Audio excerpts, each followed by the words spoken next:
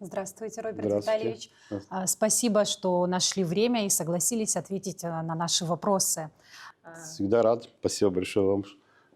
И, наверное, начнем с того, какие основные направления деятельности были приоритетными в 2025 году.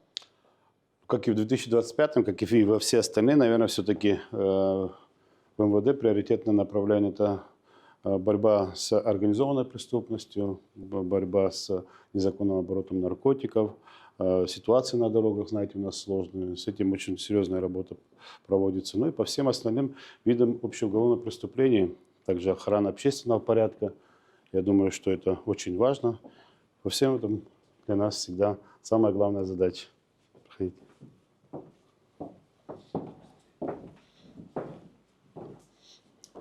Готов ответить на ваши все вопросы. Считаю очень важным, чтобы наше население знало, чем занимается Министерство внутренних дел. Конечно же, наверное, буду еще обращаться к нашим гражданам для того, чтобы они также оказывали нам содействие во многом, потому что без полного участия и взаимодействия Министерства внутренних дел и нашего гражданского общества у нас никогда не получится ничего. Так что будем работать вместе. И первый такой подытоживающий вопрос. Расскажите, пожалуйста, какова криминогенная ситуация в республике и как обстоят дела с особо тяжкими преступлениями? В целом, криминогенная ситуация в республике, я считаю, что на сегодняшний день, если брать в сравнении с прошлыми годами, конечно же, существенно изменилась в лучшую сторону, но при всем при этом нужно отметить, что остаются все-таки преступления, которые являются предельно резонансными. Вы знаете, что за последние дни были совершены преступления, связанные с убийствами. В рамках этого года было совершено ряд таких преступлений. Самое главное результат, я все-таки могу отметить, что есть по всем этим резонансным преступлениям проведена соответствующая работа службами, и все эти преступления раскрыты. Если взять в целом по преступлениям уголовного характера, которые совершаются на территории Республики Абхазия, сегодня их, вот если взять в целом по статистике, их было совершено 536 преступлений. В сравнении с прошлым годом было 544 преступления, что на 8 меньше. Мы фактически видим статистику, которая дает нам основание полагать об уменьшении преступлений. Если взять предыдущие годы, существенное уменьшение преступлений по разным видам, так скажем. Но самое главное, я считаю, что в этой связи, в этой истории можно отметить высокую степень раскрываемости. То есть на сегодняшний день преступления раскрываются на уровне 92 и выше процента. Я считаю, что это хорошие показатели. Это связано с тем, что сегодня у нас в рядах работают квалифицированные специалисты. Плюс ко всему мы работаем над техническим оснащением Министерства внутренних дел, что позволяет более качественно раскрывать и фиксировать, а также как и документировать преступления. Ну, как бы и в целом профилактическая работа ведется. Я считаю, что это немаловажно, и надо отмечать о том, что профилактика является основным видом нашей деятельности, на что мною лично, как руководителем, делается всегда особый акцент. Если взять в целом по цифрам, которые у нас есть, по ряду видов преступлений, у нас есть существенное снижение. Если взять, краж стало гораздо меньше на территории Республики Абхазия. Увеличение в этом году идет по выявлению преступлениям в сфере незаконного оборота оружия. Это связано с непосредственно моей командой по усилению работы в данном направлении. Вы знаете, что в летний курортный период, да и в принципе сейчас, уполномоченные подразделения занимаются выявлением незаконного ношения оружия. Что значит в нашем понимании незаконное ношение? Многие наши граждане, к сожалению, думают и понимают наличие разрешения на ношение оружия, что данный документ им позволяет появляться в общественных местах, местах скопления наших граждан, в увеселительных заведениях. Далеко это не так. По закону это неправильно. Соответственно, мы на постоянной основе проводим рейдовые мероприятия, в ходе чего выявляем людей, которые с собой носят оружие. Помимо всего прочего, данная задача стоит постоянно. И за последнее время в рамках этого года именно в сфере выявления преступлений, так сказать, да, вот этого характера, мы сегодня имеем, так скажем, более увеличение. Ну, в целом, если взять динамику, мы же говорим, когда называем эту цифру, которую сейчас я ранее озвучил, это все виды преступлений в него входят. Но по некоторым мы, введя усиление, допустим, да, вот если взять реальную статистику по незаконному обороту оружия, у нас в этом году на 38 выявленных преступлений больше, чем в прошлом году. Что, в принципе, это, наверное, все-таки цифра такая существенная. Ну и, конечно же, основной, скажем, да, вот мы, наверное, об этом более развернуто поговорим, но виды преступления в сфере незаконного оборота наркотиков. У нас идет статистика по уменьшению, потому как в свое время проведена существенная работа в этом направлении, и она дальше развивается. Да, и вы знаете, что ежегодно в республику приезжает огромное количество туристов, которые все-таки являются объектом притяжения, так сказать, да, вот, преступных элементов. Но при всем при этом мы видим, что несмотря на то, что количество людей увеличивается, уменьшаются преступления, совершаемые в их адрес. Если взять, в целом у нас в этом году, по сравнению с прошлым годом, на 13 преступлений, то есть в виде краж в отношении отдыхающих, стало меньше. Ну, этому способствует, обратно же я говорю, профилактическая работа, которая ведется у нас в начале сезона. Соответственно, по всем основным курортным точкам мы проводим работу по выявлению потенциальных лиц, которые могут совершать преступления. В отношении них проводится разного рода работа, ну и, соответственно, как говорится, они находятся под постоянным контролем. Без нормальной криминогенной обстановки, к сожалению, строить наше государство будет всегда тяжело. Я не хочу возвращаться к прошлым годам. Об этом я уже говорил в ряде своих прошлых интервью. Очевидцам и, в принципе, участником раскрытия многих преступлений резонансных сам лично являлся в ходе своей работы в оперативных подразделениях службы государственной безопасности.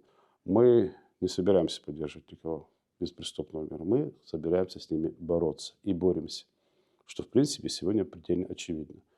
Понятно, что в нашей стране сегодня есть много конфликтных ситуаций среди разных членов нашего общества, но в итоге, которое отражается на нашем населении. Вы знаете, что иногда бывают такие случаи, где гибнут невинные люди.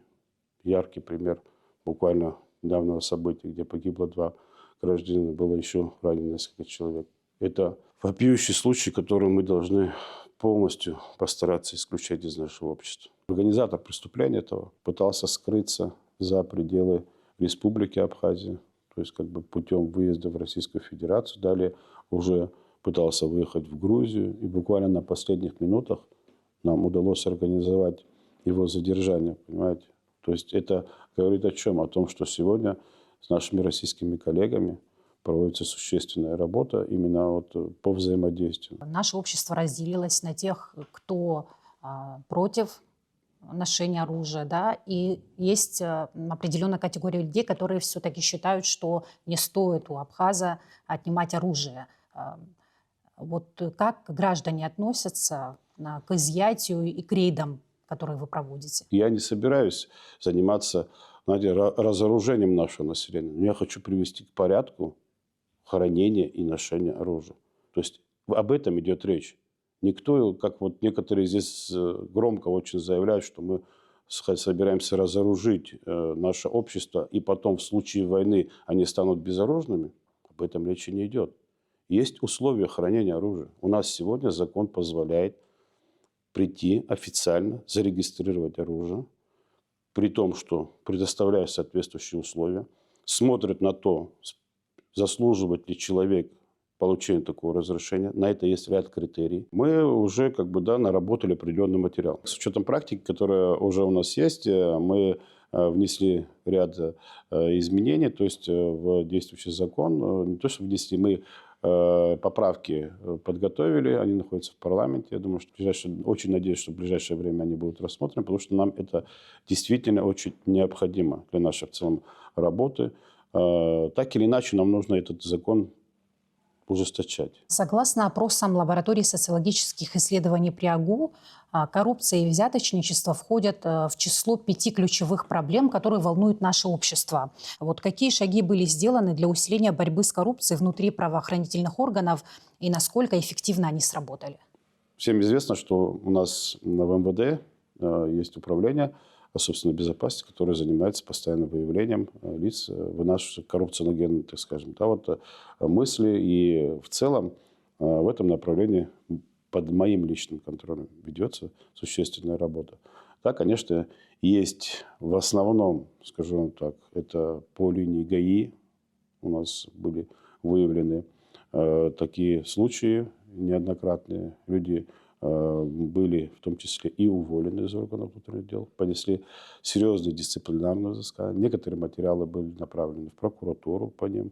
То есть эта работа ведется на постоянной основе и очень серьезно. Потому что, по моему мнению, если мы боремся с преступлениями и преступник находится в нашей среде, то никакой борьбы у нас эффективной не будет. Мы должны начинать всегда с себя.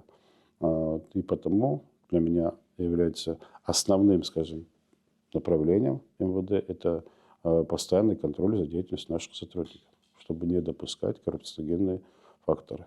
Бесспорно, что наркомания является актуальнейшей проблемой, и в сводках то и дело появляются новости о задержании граждан с наркотиками. Вопрос, сколько крупных партий было изъято за текущий год и изменилась ли география их поставок? Как я, в принципе, отмечаю, что одно из основных направлений, приоритетных, направлений Министерства внутренних дел является борьба с незаконным оборотом наркотиков. Это большая беда в нашем обществе, к сожалению, великому. Немалое количество наших граждан вовлечено в употребление наркотических средств. В том числе, вы же прекрасно понимаете, что если есть спрос, соответственно, который порождает предложение. У нас сегодня в этом направлении ведется существенная работа. Вот для меня, можно сказать, с момента, как только я стал руководителем Министерства внутренних дел, все-таки один из основных акцентов в нашей работе для меня был именно вот этот вопрос. С учетом чего у нас есть существенные сегодня результаты. Результаты прошлых лет, даже прошлого года, наверное, самые рекордные результаты, которые у нас были в прошлом году. Порядка 9 килограмм партия была задержана сильнодействующим наркотическим препаратом эфедрон, знаете. Помимо всего прочего, у нас активная работа ведется в этом направлении с нашими российскими коллегами, с которыми мы установили буквально недавно очень тесный контакт. То есть у нас есть полное понимание совместной работы.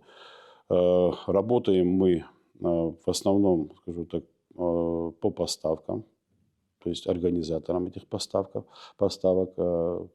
За период 2025 года нами было перекрыто 8 каналов поставки наркотиков в Республику Абхазия. Касаемо категории граждан, которые у нас задерживаются, если в целом взять по статистике, за этот год нами по данной статье привлечено 134 человека. Я думаю, что это очень большое количество людей. То есть задержаны, и из них также, в том числе, и граждане Российской Федерации, Средней Азии. Скажу вам так, что за последние дни, месяцы, наверное, для всех постоянно мы публикуем все наши выявленных граждан, и среди них начали появляться наши же граждане, в отношении которых мы проводим работу. К сожалению, великому числа наших граждан немало людей, занимающихся организацией такого рода преступления. по ним ведется соответствующая работа и привлекаются к ответственности. А если взять в целом по изъятым видам наркотиков, из одной из самых тяжелых, 1 килограмм 89 грамм метадона, 425 грамм мефедрона. Это в рамках этого года. Ну и других также препаратов. Говоря о том, откуда поступают наркотические препараты сегодня на территории Республики Абхазия, это, конечно, сегодня остается так скажем, в первых рядах это Российская Федерация. Ну, понятно, что проводится большая существенная работа по предотвращению, но это невозможно. Вы же понимаете, что граждане, пересекающие государственные границы, не могут быть тотально подпадать под какой-то осмотр, и, соответственно, есть возможность, уязвимость в этом направлении, то есть незаконного ввоза наркотиков на территорию Республики Абхазия. Но обратно же скажу так, сегодня в подразделении УКОН работают молодые квалифицированные кадры, которые активно занимаются, во-первых, самосовершенствованием постоянно, то есть они работают над собой. Помимо всего прочего, скажу так, я ввел систему поощрений за каждое мероприятие. Наши сотрудники, скажем так, очень достойно поощряются, что является мотивацией для дальнейшей, еще, скажем так, более существенной работы. И в целом профилактическая работа, которая необходима, нами осуществляется в направлениях, скажу так, учебных заведений. Я, в свою очередь, возглавляю комиссию при президенте по борьбе с незаконным оборотом наркотиков. И нами подготовлен очень комплексный план мероприятий. Будет первое заседание комиссии. Есть существенные предложения по всем направлениям этой деятельности. В том числе мы хотим вовлечь в работу с нашей молодежью и вообще с целым нашим обществом многие подразделения, многие министерства, ведомства, которые так или иначе с этим должны пересекаться. Основной акцент, конечно, мы хотим делать на воспитание нашей молодежи по профилактической работе в школьных заведениях, в вузах наших. Мы, в свою очередь, будем делать все, что от нас зависит в борьбе с незаконным оборотом наркотиков. И, как видите, есть существенные результаты. Конечно, они недостаточны, но мы сделаем все для того, чтобы максимально уменьшить возможность приобретения наркотиков на территории Республики Абхазия. Можно ли говорить о том, что у нас наркотические вещества в свободном доступе, как молодежь приобретает? И самые основные проблемы, с которыми сталкиваются правоохранительные органы в борьбе с вот этой отравой? Наркотики сегодня предельно легко можно приобрести, потому что все происходит в интернет-пространстве путем так называемых закладок. Всем это известно, как это происходит. Понятно, что, наверное, все-таки человеку, который не знает людей и не приближен к людям, которые могут вот этим заниматься, там, то есть имеется в виду потреблением наркотиков, которые уже знают, как это все найти, им тяжело будет купить. Но обратно же вот паразитирующая среда есть, которая, вы понимаете, что такое наркоман? Наркоман – это человек, который находится ежедневно в поисках своего удовольствия от этого. И понятно, что не обладая средствами для его приобретения, он пытается всегда привлечь каких-то других молодых людей, вовлекая их путем убеждения. Ну и, соответственно, потом уже по тем каналам, которые существуют, это все происходит в интернет-пространстве.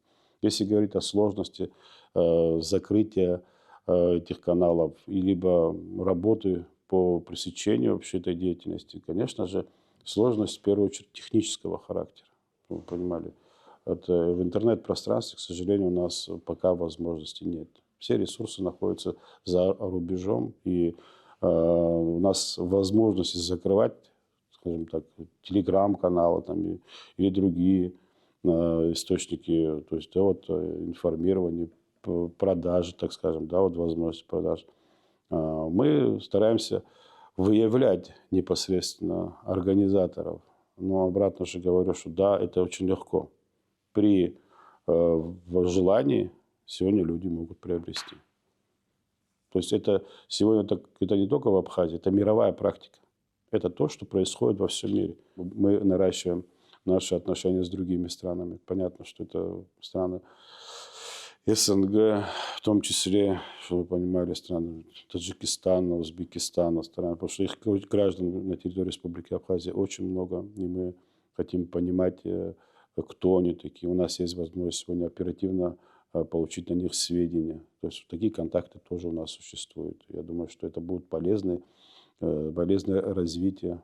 Знаете, что приезжали сюда представители Таджикистана в свое время, тоже тут принимали с нами в совместных учениях.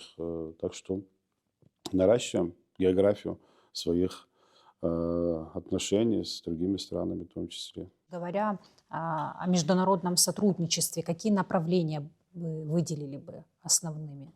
Данную работу Министерство внутренних дел проводит в рамках приграничного сотрудничества. У нас ежегодно, 2 раза в год у нас проводятся встречи по приграничному сотрудничеству, куда входят Главное управление МВД по Краснодарскому краю, Сочи, Сириус, также руководство Северо-Кавказского федерального округа, представители руководства МВД России на этой встрече присутствует. Присутствует руководитель Карачаево-Черкесии, то есть МВД Карачаево-Черкесии. То есть в этом направлении у нас предельно тесное взаимоотношение. Я считаю, что по международному сотрудничеству в сфере борьбы с основными видами преступления у нас достаточно хорошие показатели. И есть хорошее понимание на совместную работу. Это самое главное. Имеем полное понимание по взаимодействию. То есть любые предложения нашего взаимодействия с МВД России на этих встречах принимаются и обсуждаются, ну и, соответственно, принимаются по ним решения. В любом ведомстве главную роль играет личный состав. В случае с МВД, как бы вы оценили уровень укомплектования министерства? Существует ли дефицит кадров? И если да, то как, на ваш взгляд, можно решить вопрос нехватки специалистов? Сегодня МВД укомплектован на 85%. Есть отдельные направления, которые так прямо существенно нуждаются в кадрах. Но скажу вам так, вот в целом в этом направлении в МВД ведется прям, вот, скажу так, комплексная работа. Вы знаете, что основной кадровый состав на сегодняшний день у нас поступает из вузов, квалифицированных вузов Российской Федерации, а также наша Высшая школа милиции. У нас в вузах России обучается 86 курсантов, которые в дальнейшем прибудут и заступят, как говорится, на службу в органы внутренних дел по основным необходимым нам направлениям. Скажу вам так, ребята получают сегодня предельно квалифицированное образование и имеют соответствующую, так сказать, да, подготовку, офицерскую подготовку. В рамках действующих соглашений с Российской Федерацией нам сегодня все-таки удается улучшить в целом материально-техническую базу МВД, что, я думаю, что непосредственно отражается на кадровом составе в том числе. Безопасность на дорогах – проблема труднорешаемая. Расскажите, каким был 2025 год, что удалось или не удалось в деятельности ГАИ в этом направлении? И наблюдается ли положительная динамика безопасности на дорогах в результате применения камер видеофиксации на стационарных и мобильных постах? Касаемо ситуации на дорогах, могу сказать, что это одна из сложных ситуаций вообще в работе Министерства внутренних дел. Почему? В чем заключается сложность? В том, что все-таки культура вождения наших граждан оставляет желать лучшего. Вы знаете, что в рамках этого года мы реализовали целевой проект, наш государственный, 54 аппаратных комплекса было установлено. Из них 34 камеры фото-видеофиксации. 7 рубежей контроля. И все это способствует, конечно же, снижению скоростного режима на дорогах и приведению людей все-таки к дисциплине на дорогах. Но это все-таки, я считаю, недостаточно. У нас такая же ситуация, как и с оружием. Также такая же ситуация на дорогах. Почему-то все считают, что за каждым автомобилем, то есть должен сидеть гаишник за рулем. Почему-то все думают, что их дети очень дисциплинированно себя ведут. Вы посмотрите, что происходит. Это в основном молодежь, которая ужаснейшим образом себя ведет. Мы, невзирая на определенные законные меры, по моему волевому решению принимаются более, скажем так, жесткие меры в отношении данных водителей. Мы изымаем огромное количество автомобилей, ставим их на штрафстоянку. Ведется работа в отношении нарушителей общественного порядка на транспорте, видите. Вот эта вольность, наверное, все-таки, пока мы ее не переборем, с этим делом тяжело будет. Понятно, я вам скажу так, МВД принимает максимально исчерпывающие меры для предотвращения всех видов преступлений. Все то, что было сделано, мы еще будем наращивать. Вы знаете, что в стране будет реализовываться проект «Безопасный город». Инициаторами выступали мы, я непосредственно. Что изучал практику многих городов, многих регионов Российской Федерации, в том числе и Беларуси, чтобы вы понимали, где мне удалось дважды побывать, изучать именно вот этот процесс. И скажу вам так, мы максимальную практику самых, скажем, прогрессивных регионов будем менять здесь. И мы все равно будем переходить на цифровое фиксирование всех видов нарушений. Но и при этом, скажу вам так, если взять в целом, у нас ситуация пока остается сложной. В 2022 году было у нас 64 человека погибло, а в 2023 году погибло 57 человек. В прошлом году у нас погибло 48 человек. В этом году у нас 44 человека погибло на дорогах. Из них 20 человек, в этом году я имею в виду, 20 человек – это пешеходы. Если разбирая каждую ситуацию по отдельности, в основе своей это граждане, которые переходили дорогу, либо оказались на проезжей части в неустановленных для того местах.